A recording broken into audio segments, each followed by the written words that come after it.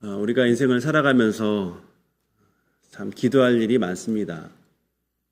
그래서 이런저런 기도 제목을 나누면서 기도하곤 합니다. 사람마다 기도의 스타일이 다릅니다. 어떤 분은 두리뭉실하게 기도 제목을 내놓기도 하고 또 실제로 그렇게 기도하기도 합니다. 어떤 분들은 아주 구체적으로 꼼꼼히 마치 성향을 반영하는 듯 기도 제목을 내놓고 또 기도합니다. 어떤 분은 냉랭하게 기도하는 것처럼 느껴지기도 하고 어떤 분들은 너무나 마음을 담아서 간절히 기도하기도 합니다. 이런 기도를 한 이후에 어느 시점에서 뒤를 돌아보면 내가 기도하기 이전에 이미 하나님께서 하나님의 역사를 나타내고 계셨구나라는 아주 복된 깨달음을 얻을 때가 있습니다. 저만 그렇지 않기를 바랍니다. 우리 삶에는 참 애정을 쏟은 시간들이 참 많이 있습니다. 사랑으로 채워졌던 자리이고 참 의미로 가득 찼던 그 순간들입니다. 그런데 어떤 계기로 더 이상 그 일을 할 수 없게 되기도 합니다. 그래서 그 자리가 텅 비어버릴 그런 자리로 느끼기도 합니다.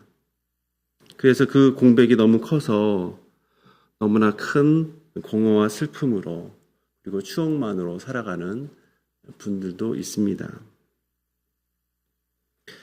오늘 본문은 바로 이 두 가지 질문을 함께 다루고 있습니다. 하나님께서 과연 우리의 기도보다 앞서 일하시는 분인가?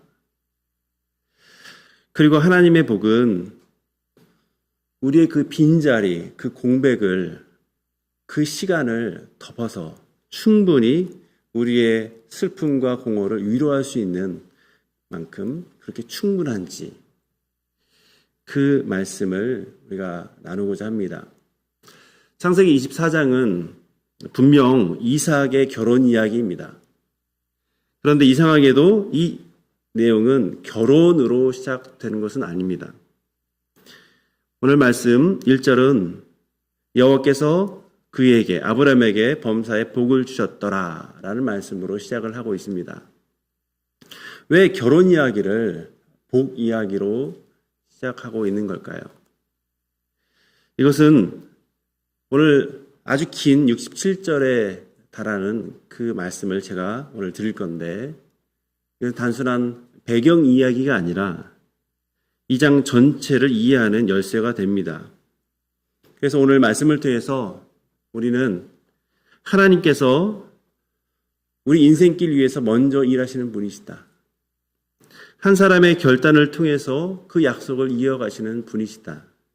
그리고 슬픔 가득한 그 사람의 마음까지 위로하시는 것을 보게 될 것입니다. 그리고 이것이 언약의 사람들에게 복 주시는 하나님께서 주시는 범사의 복의 의미다라는 것도 여러분 잘 기억하시길 바랍니다. 그렇다면 범사의 복을 주셨다라는 것은 도대체 구체적으로 무슨 뜻일까요? 성경은 오늘 그것을 한 번의 여정을 통해서 우리에게 보여줍니다. 그 핵심 내용은 이삭의 아내를 구하는 일입니다. 그래서 겉으로는 결혼 이야기이지만 사실은 하나님의 약속이 이어지는 문제라는 점을 기억하셔야 됩니다. 이제 그 말씀을 우리 한번 같이 보겠습니다. 아브라함은 23장에서 사라의 장례를 치릅니다. 그리고 그에게 남은 가장 큰 과제, 아들 이삭의 아내를 구하는 일을 하고자 합니다.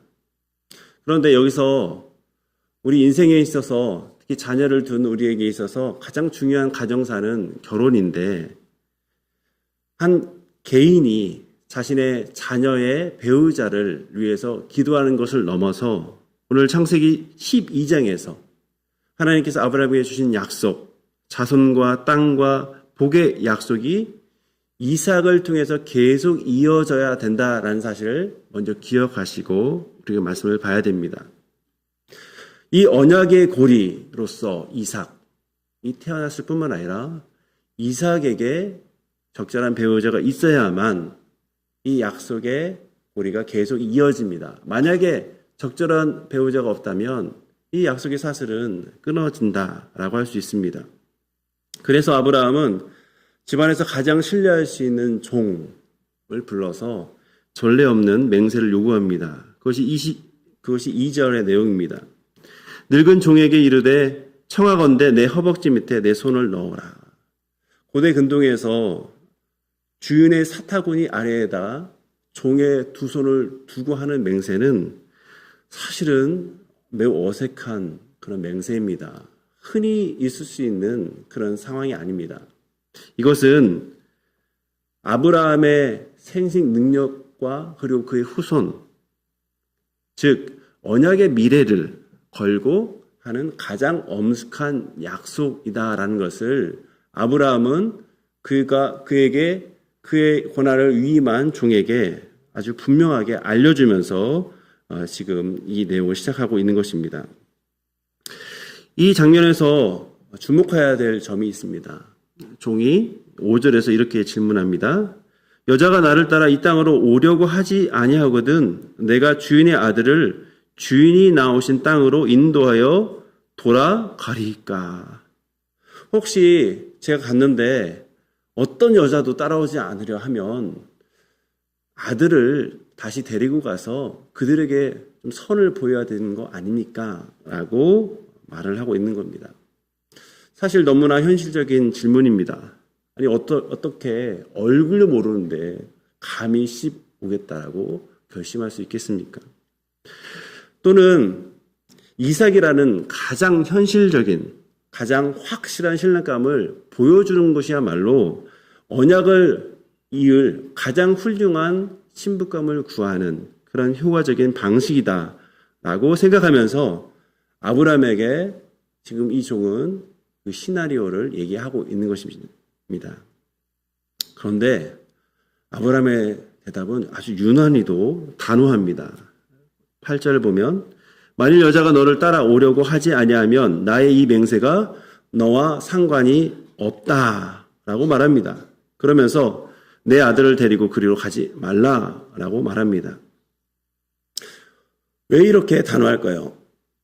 이것은 이미 믿음의 절정을 달리고 있는 아브라함이 하나님의 일하심, 하나님의 준비하심, 우리 전문 용어로 여호와 이레를 경험했기 때문입니다. 이 일을 지금 자신이 종에게 위임을 했는데 하나님께의 언약을 잇는 이 귀한 아들의 배우자를 구하는 데 있어서 하나님께서 분명히 준비하실 것이다 라는 것을 굳게 믿었기 때문입니다.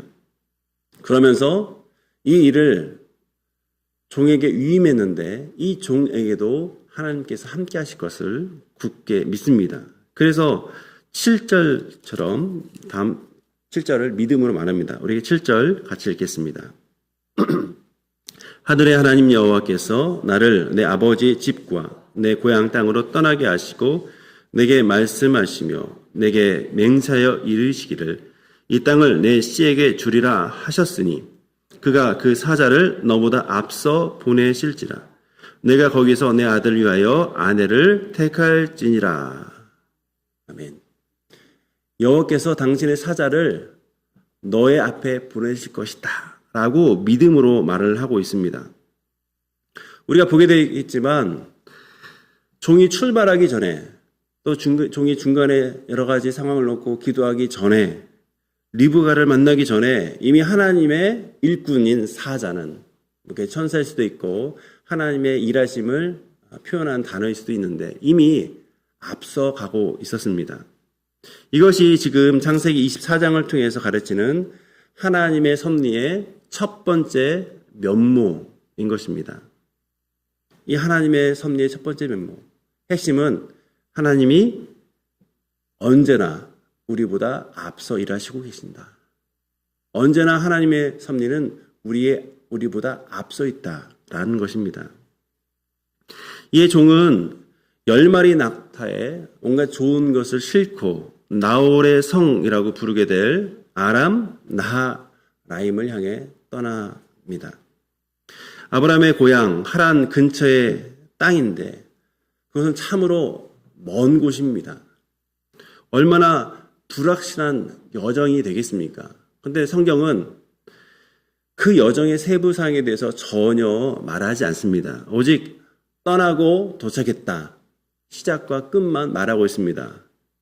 중요한 것은 이 긴 여정이 아니라 그 긴 여정을 주관하시는 하나님께서 그와 함께 하시기 때문에 그의 앞길을 인도하시기 때문이다 라는 것입니다. 나홀성에 도착한 종은 그 저녁 물 깃는 시간에 이제 우물 곁에 낙타를 꿇게 하고 이렇게 기도합니다. 그것이 12절입니다. 우리 주인 아브라함의 하나님 여호와여 원하건대 오늘 나에게 순조롭게 만나게 하사 내 주인 아브라함에게 은혜를 베푸시옵소서. 이 내용은 이 원문의 뉘앙스를 살릴 때 다음처럼 직역될 수 있습니다. 잘 들어보십시오. 여호와여 내 주인 아브라함의 하나님이시여 오늘 내 앞에 만나게 하소서. 그리고 내 주인 아브라함에게 헤세드를 행하소서. 뭐가 다릅니까? 헤세드를 행하소서. 이 종이 이 기도에서 구하는 것은 하나님의 헤세드입니다. 우리 성경에는 은혜로 번역되고 있지만 이 헤세드의 그 내용을 보면, 그 뜻을 보면 참으로 깊습니다. 히브리어 성경 사전 중에 상당한 권위를 가지고 있는 이 할로 사전이 있습니다. 이 사전에서 이 단어를 관계 안에서의 신실함 또는 언약적 충성으로 정의합니다. 그러니까 단순한 친절이나 호의가 아니라 약속을 반드시 지키시는 사랑, 관계를 절대 저버리지 않는 신실함을 의미합니다.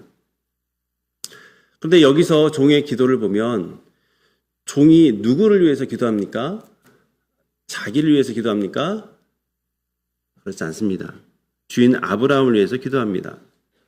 내 주인 아브라함에게 헤세드를 행하시옵소서라고 기도합니다.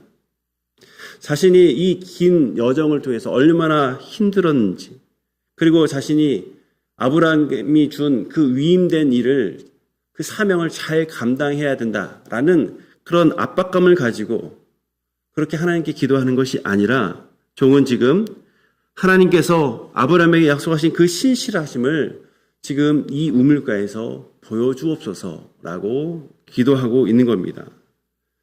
이 종의 기도는 상당히 구체적입니다. 그것이 14절 이하에 나옵니다. 제가 한 소녀에게 물을 청할 때 그녀가 낙타에게도 물을 주겠다고 하면 그 여인이 주님께서 정하신 이삭의 배필인 줄 제가 알겠습니다 라고 말합니다. 여러분, 낙타 한 마리가 물을 충분히 마시려고 하면 약 95리터를 마셔야 된다라고 합니다. 그러면 10마리면 950리터, 우리 톤으로 따지면 거의 1톤에 가까운 물이 필요합니다. 만약에 항아리 하나에 담을 수 있는 물이 한 10리터에서 15리터 정도 된다고 하면 최소한 낙타에게 물을 주려면 70번에서 100번 정도는 낙타와 우물 사이를 왔다 갔다 왕복을 해야 하는 것입니다. 10마리의 낙타에게 물을 충분히 주는 것은 한마디로 고된 노동이다라고 할 수 있습니다. 이런 종의 기도는 이루어지면 너무나 아름답지만 사실은 상당히 도전적인 것입니다. 즉, 이 기도는 신부감을 알아보게 해달라는, 즉 표징을 구하는 기도입니다. 여러분, 이것이 신앙인가요? 아니면 하나님을 시험하는 걸까요? 사실 성경은 단순하게 답을 주고 있지는 않습니다. 하지만 분명한 한 가지는 이 종은 하나님을 향해서 기대하면서 기도하고 있고, 그리고 그가 구하는 것은 내가 성공하게 해달라고 하는 것이 아니라 주인 아브라함에게 헤세드, 하나님의 헤세드를 베풀어 달라라고 기도하면서 자신의 이익이 아니라 주님을 향한 신실하심을 지금 베풀어 달라고 구하고 있는 것입니다. 그리고 그가 표징 삼은 것을 한번 보면 결국 낙타 10마리에게 보여주는 친절함입니다. 종은 이렇게 생각한 것입니다. 아브람 가문을 위해서 하나님께서 정하신 신부감이라면 그 사람 안에 하나님의 신실하심을 드러내는 그 기본적인 성품이 있을 것이다.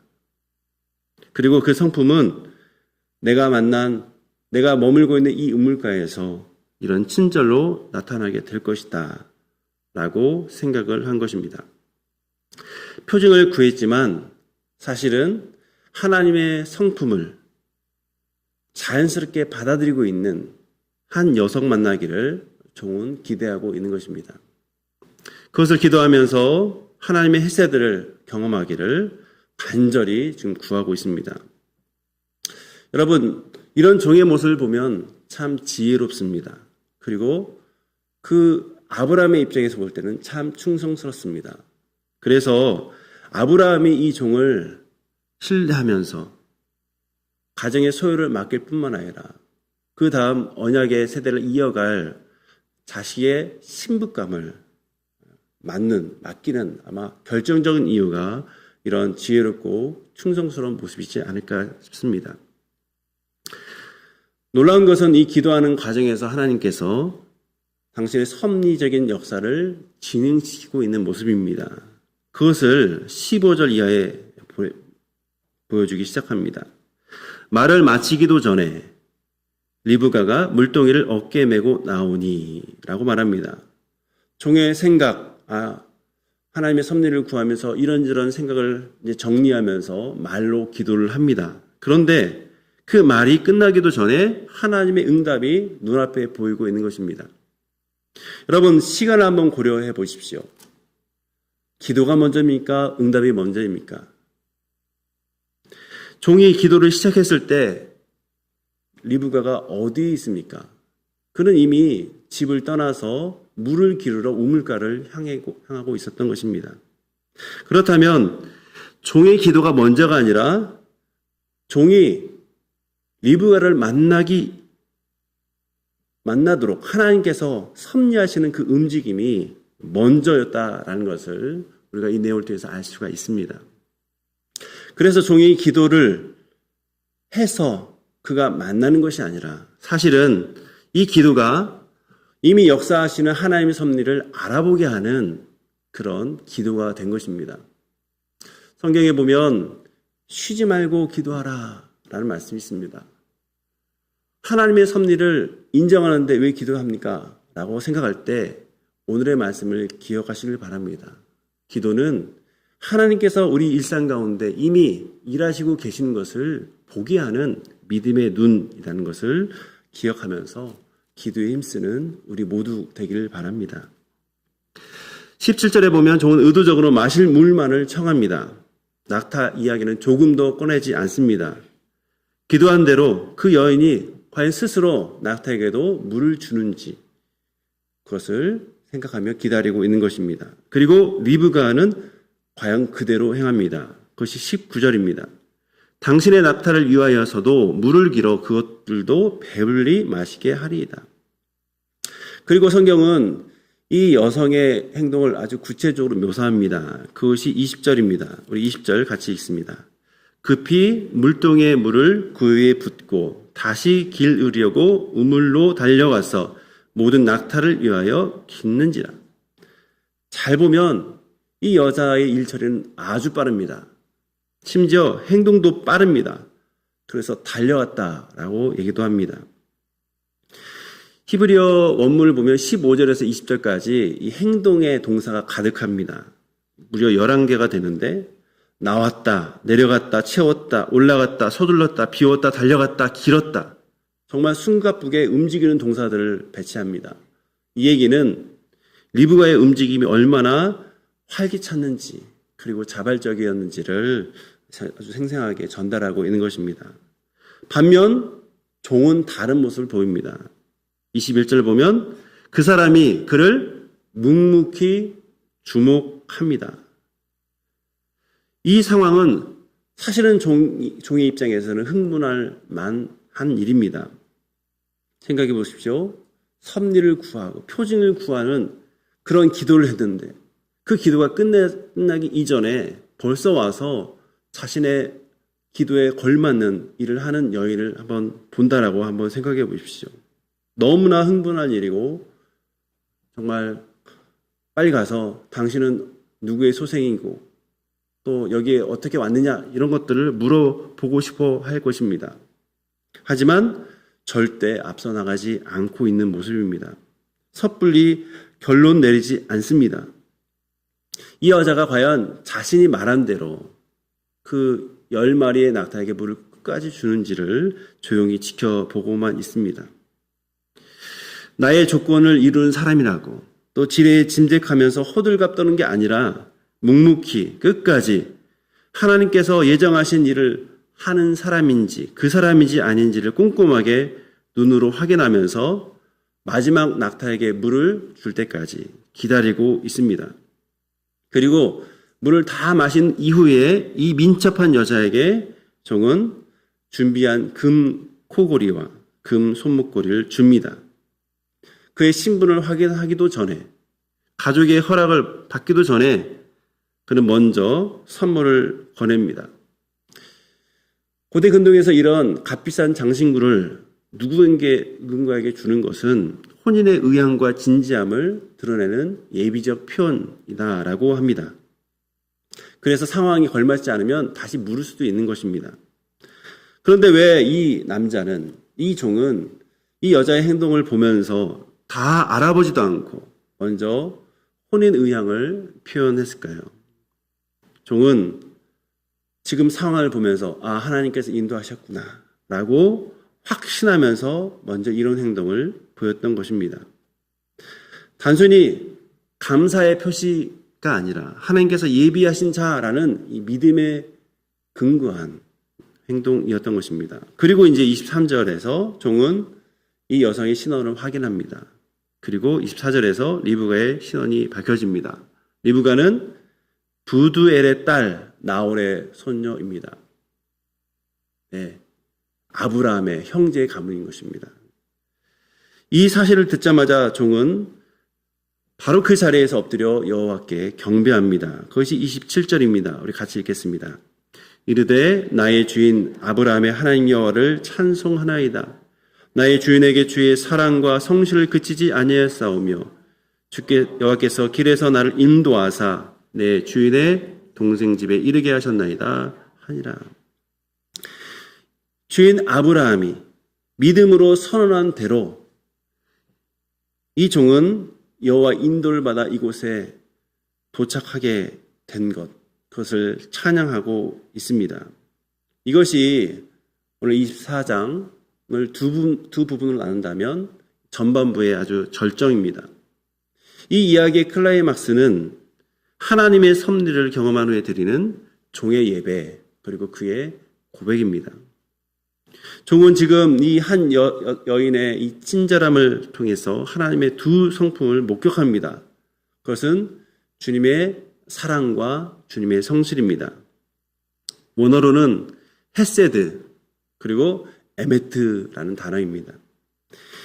헤세드와 에메트 이 두 단어는 구약 성경에서 하나님의 성품을 가장 잘 농축한 단어입니다. 언약을 끝까지 이루는 사랑인 헤세드 그리고 흔들림 없는 신실함을 나타난 에메트, 이것이 하나님께서 출애굽기 34장에서 모세에게 십계명 율법을 주시면서 친히 자신이 누구인지를 밝힐 때도 이 말씀을 하셨습니다. 34장 출애굽기 34장 6절입니다. 여호와께서 그의 앞으로 지나시며 선포하시되 여호와라 여호와라 자비롭고 은혜롭고 노하기를 더디하고 인자와 진실이 많은 하나님 헤세드와 에메트가 풍성한 하나님이다 라고 자신을 가리키는 말입니다. 지금 하나님의 섭리를 경험한 종은 하나님을 경배하면서 다음처럼 고백하고 있는 것입니다. 하나님은 하나님의 약속을 잊지 않으시는 분이시군요. 하나님은 아브라함에게 하신 그 언약을 버리지 아니하시는군요. 그 하나님께서 나를 이 길 위에서 인도하셨군요. 라고 고백하고 있는 것입니다. 이렇게 우물가를 통해서 이 종은 하나님의 섭리하심을 경험합니다. 하나님은 그보다 앞서가셨고 그의 기도는 사실상 하나님의 응답보다 늦습니다. 이 놀라운 사실에 종은 하나님께 믿음의 고백 그리고 예배로 찬양을 합니다. 자, 이렇게 하나님의 섭리가 나타날 때 우리는 뭔가 자동적으로 섭리가 진행될 것이라는 생각을 하게 됩니다. 그런데 실상 그렇지는 않습니다. 하나님은 하나님의 계획 가운데 세상 만사를 진행하고 계시지만 반드시 하나님의 섭리를 경험하도록 인간의 의지와 경험 또 지혜를 사용하십니다. 그래서 이제 섭리는 드러났지만 남은 것은 사람의 결단인 것입니다.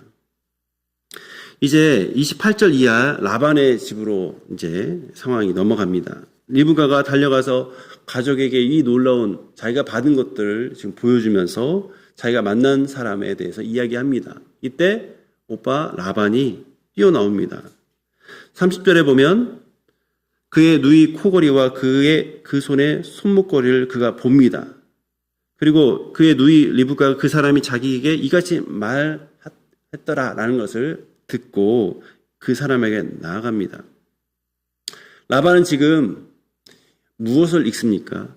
낯선 사람이 우물가에서 비싼 금 장신구를 주었다는 것. 그리고 집 밖에는 낙타 10필이 서 있다는 것.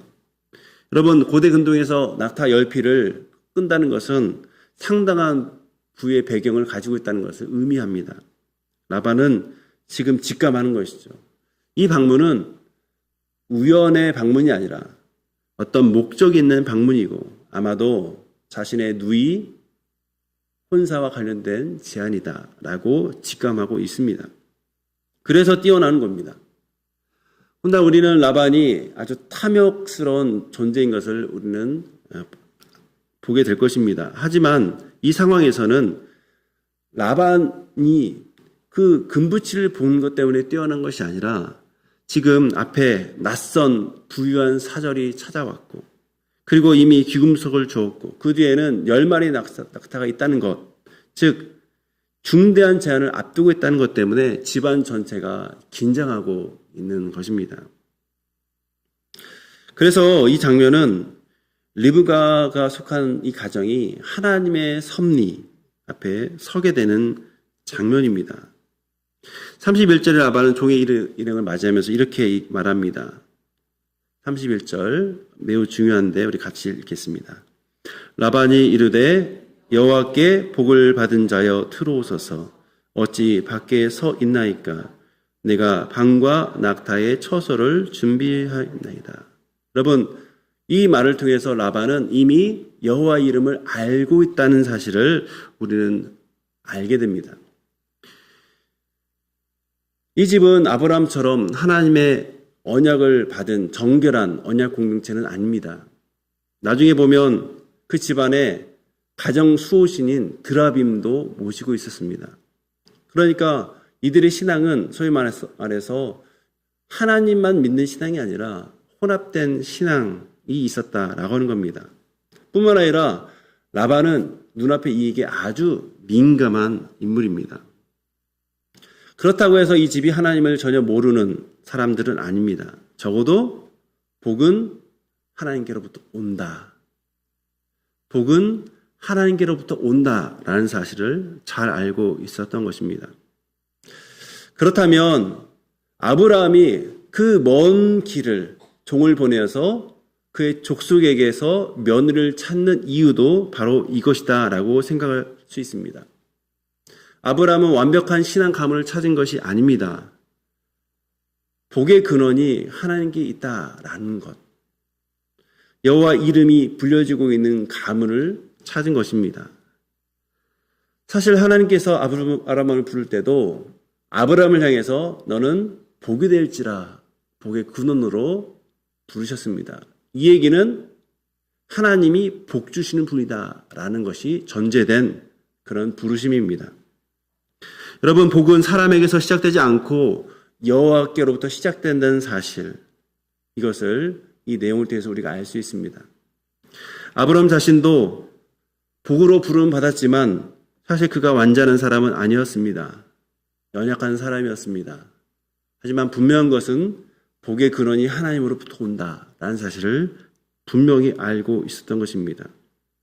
그래서 그가 며느리를 찾고자 한 선택은 완벽한 며느리가 아니라 복 주신 하나님을 마음에 둔, 그것을 인정하는 사람들을 향해 가서 하나님께서 이끄시는 사람, 선택하게 하게 해주시는 사람을 부르기 위한 그런 모습이었던 것입니다. 이것이 이 장면을 이해하는 매우 중요한 열쇠입니다.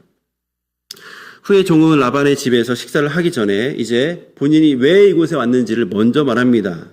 그것이 33절입니다. 그러면서 처음부터 끝까지 모든 것을 다시 이야기합니다. 35절에 보면 자신의 주인인 아브라함의 번영에 대해서 이야기합니다.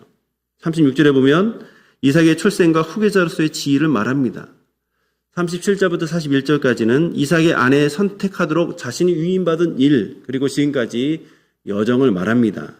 그리고 자신이 조금 전에 했던 이 42절에서 44절까지는 종으로서 섭리를 구하는 기도, 그리고 그 이후에는 하나님이 보여주신 그 섭리로서 리브가를 만난 일을 지금 이야기하고 있는 것입니다.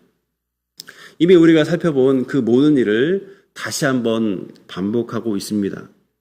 그런데 이 반복은 의도적입니다. 그래서 오늘 본문은 상당히 깁니다. 67절까지. 그런데 이 반복이 들어가 있다는 것은 지금 모든 사건들을 순서대로 진술하면서 이 내용을 목격하고 있는, 이 현장에 있는 모든 사람들을 지금 증인으로 세우고 있는 겁니다. 어떤 증인이요? 이 모든 것이 우연이 아니라 다 하나님께서 하신 일입니다. 라는 증인으로 세우기 위해서 이 내용을 반복을 하고 있습니다. 종은 이 모든 이야기를 마친 뒤에 결정적인 요청을 합니다. 그것이 49절입니다. 이제 당신들이 인자함과 진실함으로, 앞에서 말씀드린 헤세드와 에메트입니다. 내 주인을 대접하려거든 내게 알게 해주시고 그렇지 아니할지라도 내게 알게 해주셔서 내가 우로든지 좌로든지 행하게 하소서. 종의 말은 이런 뜻입니다. 하나님께서 아브라함에게 베푸신 신실한 사랑, 하나님께서 종인 저를 통해서 이 여정 가운데 신실하게 일하셨는데 이제 그 하나님 앞에서 당신도 신실하게 한번 응답해 보십시오 라고 말하는 것입니다. 허락을 구하는 것이 아니라 하나님의 섭리 앞에서 언약에 합당한 태도로 결정하라 라고 하는 상당히 강한 요청입니다. 그러면서 되든지 안 되든지 확실하게 분명하게 지금 결정해달라라고 말합니다. 이것은 사람의 결정으로 끌고 갈 문제가 아니라 하나님 앞에서 정직하게 응답할 문제이기 때문에 yes or no를 분명하게 요청하는 것입니다. 근데 잘 생각해 보면 이런 요청은 아무에게나 하는 것은 아닙니다. 여러분, 적어도 이 가문이 여호와의 이름을 알기 때문에 이런 요청을 이 종은 하고 있는 것입니다. 여호와께서 복의 근원이다. 복의 근원이 복이 여호와께로부터 온다라는 것을 인정하는 집안이기 때문에 지금 이 종은 이렇게 요청할 수 있었던 것입니다. 그러면서 이제 당신의 결단을 좀 들려주십시오라고 말합니다. 그러자 이 요청에 대해서 50절에서 응답합니다. 같이 읽습니다. 라반과 부두엘이 대답하여 이르되 이 일이 여호와께로 말미암았으니 우리는 가부를 말할 수 없노라. 이 고백 매우 중요한 고백입니다. 이들은 아브라함처럼 언약의 중심에 서 있는 사람들은 아니지만 그러나 종의 이야기를 다 듣고 나서 이 일에 배우고 계신 하나님에 대해서 인정합니다. 가나안 땅에서 아브라함의 복을 주신 그 하나님, 지금 이곳에서 우물가의 기도에 응답하신 하나님, 하나님의 손길로 지금 이 사람이 여기까지 왔고 이제 이후의 것도 다 하나님의 계획 아래 있다라는 것을 인정하고 있습니다. 그래서 이들은 더 이상 계산하지 않습니다. 보통 신부로 내어줄 때 신부의 값은 얼마입니다. 이렇게 계산하는 것이 아니라, 조건을 다는 것이 아니라, 협상하는 것이 아니라 단 한마디로 이 일은 여호와께로 나왔다라고 말을 하고 있습니다. 섭리가 너무나 뚜렷했기 때문에, 하나님의 신실하심이 너무 또렷했기 때문에 이렇게 반응하고 있습니다. 자신들이 찬성하고 반대하고 할 그런 일이 아니다라고 말을 하고 있습니다. 결국 창세기 24장은 이 장면을 통해서 하나님께서 당신의 일하심을 너무나 분명히 드러낼 때 하나님의 사람은 그 일하심을 경험하는, 증언하는 증인의 역할을 한다라는 것을 우리에게 알려주고 있습니다. 이 말씀을, 이 얘기를, 이 반응을 듣고 종이 하는 것은 52절 엎드려 하나님께 경배합니다. 그리고 당연히 줘야 될 예물을 줍니다. 금과 은과 폐물은, 그리고 의복은 리브에게 주고 또 귀한 물건들을 준비한 것들을 가족에게 건네줍니다. 이렇게 이삭 결혼을 위한 이 결혼 계약이 인간적인 계산을 넘어서 하나님의 주권을 인정하는 아주 공통적인 반응에 의해서 지금 완성되고 있습니다. 여기서 끝나는 게 아니라 아침이 되자 종이 말합니다. 54절입니다. 마지막 부분입니다. 그가 이르되 나를 보내어 내 주인에게로 돌아가게 하소서. 그러자 라반과 어머니가 요청합니다. 아니, 이 아이로 하여금 며칠 또는 열흘쯤은 좀 머물게 해 주십시오 라고 말합니다. 사실 너무나 자연스러운 요청이죠. 딸을 먼 땅으로 보내는 가족의 마음입니다. 충분히 이해할 수 있는 그런 제안입니다. 그런데 종은 결코 물러서지 않습니다. 56절입니다. 나를 만류하지 마소서. 여호와께서 내게 형통한 길을 주셨으니 나를 보내어 내 주인에게로 돌아가게 하소서. 이 종은 하나님의 섭리가 확인된 지금 상황에서 더 이상 인간적인 정서가 그 하나님의 섭리를 지연시켜서는 안 된다라고 하는 아주 분명한 생각을 갖고 있는 것 같습니다. 그러자 가족이 최후의 결정을 리브가에게 하게 합니다. 그것이 58절입니다. 내가 이 사람과 함께 가겠느냐? 온 가족이 숨죽이며 아마 기다렸을 겁니다. 낯선 땅으로 전혀 본 적이 없는 사람의 말을 듣고 돌아올 수 없는 그 길. 만약에 여러분들이 이런 제안을 받았으면 어떻게 하시겠습니까? 아마 어머니와 좀 더 시간을 보내거나 여행을 보내거나 또는 자신이 그리워했던 친했던 친구들과 작별 인사를 좀 나누려 했을 것입니다. 하지만 리브가는 58절에 보면 단 한마디로 가겠다라고 말합니다. 여러분, 창세기 12장에서 하나님께서 아브라함에게 내 고향 친척 아비 집을 떠나라 라고 말씀하실 때 아브라함이 뭐라고 얘기합니까? 주저하지 않고 하나님께서 보여준 땅 가나안을 향해 나갑니다. 지금 리브가도 똑같습니다. 가족과 고향을 떠나서 그 길을 똑같이 가는 겁니다.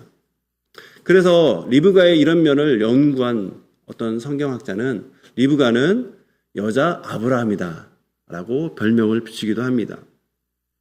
물론 이 창세기 뒷부분을 보면은 이 리브가가 얼마나 복합적인 그런 모습을 나타내는지, 자녀를 또 편애하기도 하고 또 남편을 속이기도 하는 그런 모습을 우리는 보게 됩니다. 하지만 분명한 것은 지금 이 순간만큼은 하나님의 섭리가 아주 또렷해졌을 때 사람이 해야 될 일이 무엇인지 리브가를 통해서 우리에게 교훈해 주고 있습니다. 하나님의 섭리가 분명해졌을 때 우리가 해야 될 일은 뭐냐? 미루거나 주저하는 것이 아니라 결단하는 것이다 라는 것을 알려주고 있습니다. 리브가의 상황에서는 즉시 떠나는 결정입니다.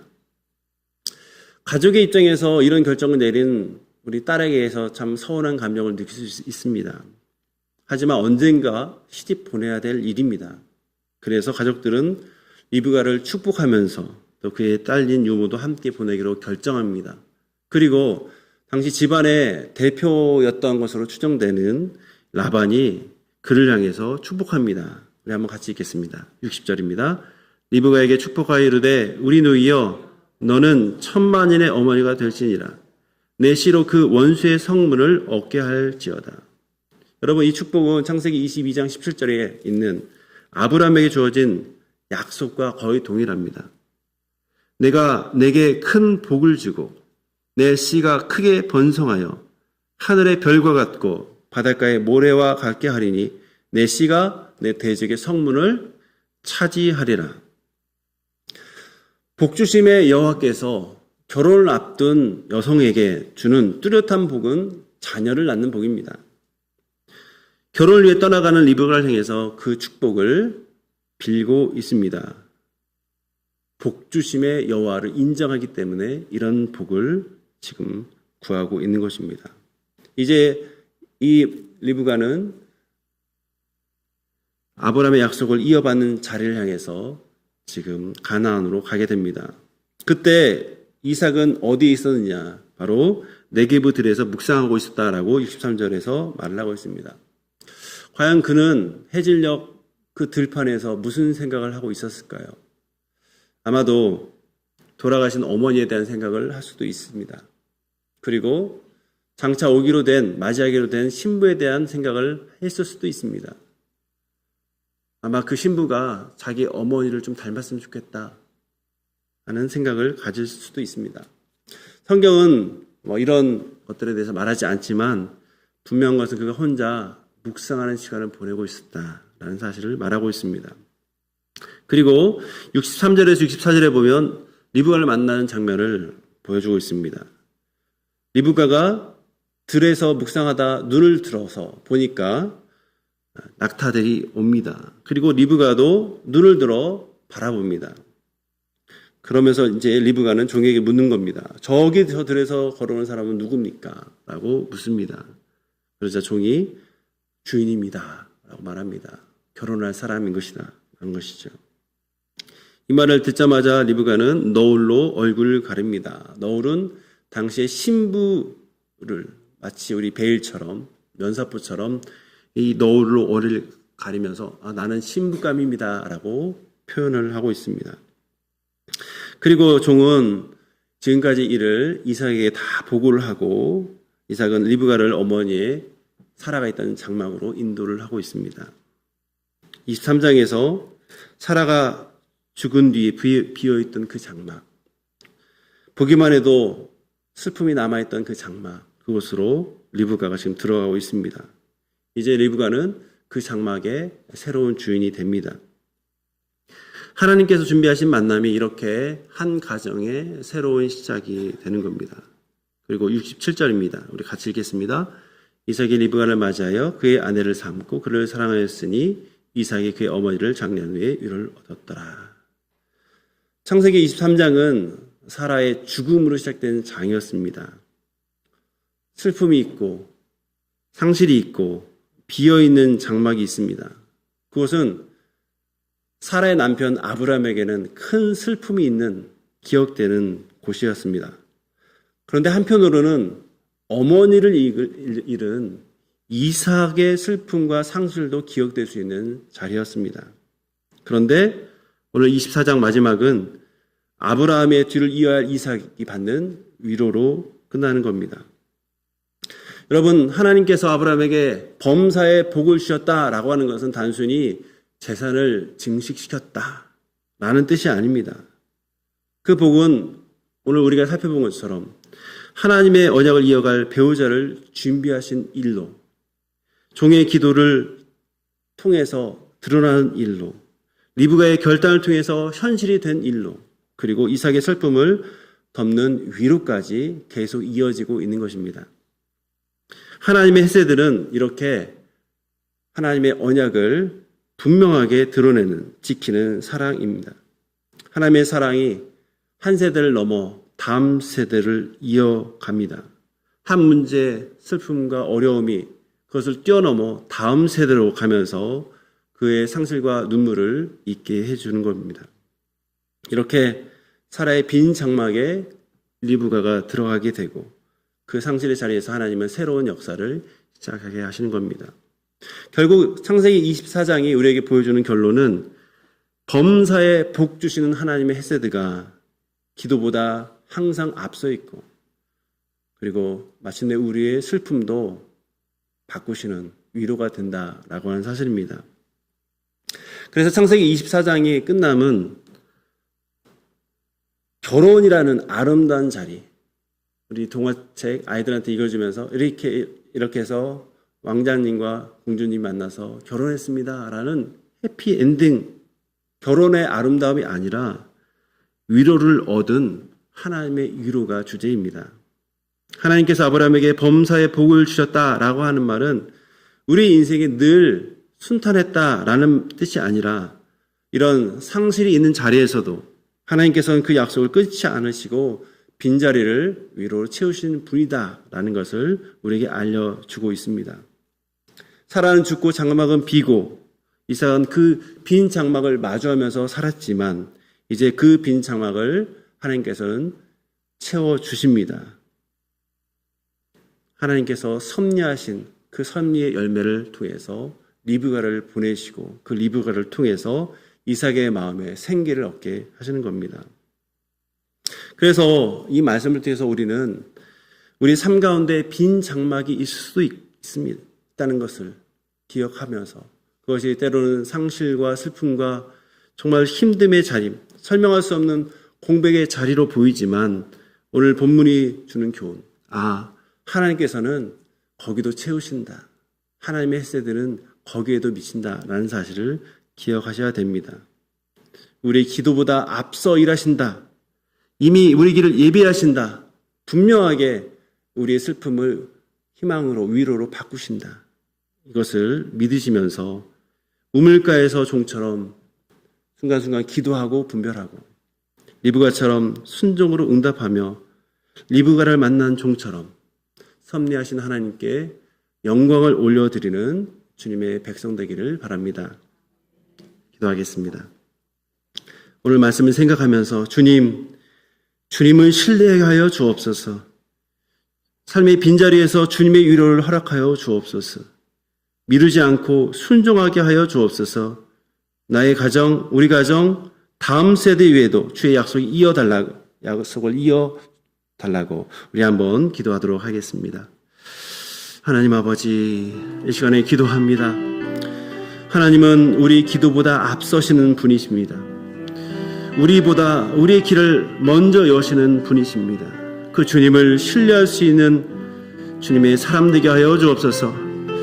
보이지 않아도 약속을 이뤄가시는 그 주님의 손길을 굳게 신뢰하는 믿음의 사람 되게 하여 주옵소서. 우리가 마주하는 여러 가지 빈자리들, 상실의 자리, 슬픔의 자리에서도 주께서 찾아와 주시고 위로하여 주시고 다시 하나님의 백성으로서의 큰 호흡을 할 수 있도록 은혜를 베풀어 주옵소서. 하나님의 뜻이 분명해질 때 결코 미루지 않게 하여 주옵소서. 확실하게 결단하고 그 결단한 바를 이루기 위해서 순종하는 삶을 살아갈 수 있도록 도와주옵소서. 하나님의 언약의 복이 이 시대에 끝나는 것이 아니라 이 가정을 통해서 다음 세대까지 이어질 수 있도록 주의 복을 이어 주옵소서. 하나님의 선하심을, 하나님의 섭리하심을, 여호와의 헤세드를 주여 우리에게 나타내 보여 주옵소서. 하나님 아버지, 우리보다 앞서 길을 예비하시는 주님을 믿습니다. 약속을 붙드시고 우리의 세대를 이어가시는 주님의 신실하심을, 주님의 헤세드를 보게 하여 주옵소서. 우리 기도보다 먼저 일하시는 주님, 그리고 우리의 슬픔까지도 어루만지시고 위로해 주신 주님을 더 신뢰하는 저희 되게 하여 주옵소서. 오늘 또 그 섭리를 바라볼 때 예배를 통해서 믿음의 고백을 통해서 하나님께 영광 올려드리고 우리 삶 가운데서는 순종으로 하나님께 기쁨이 될 수 있도록 도와주옵소서. 예수님의 이름으로 기도하옵나이다. 아멘.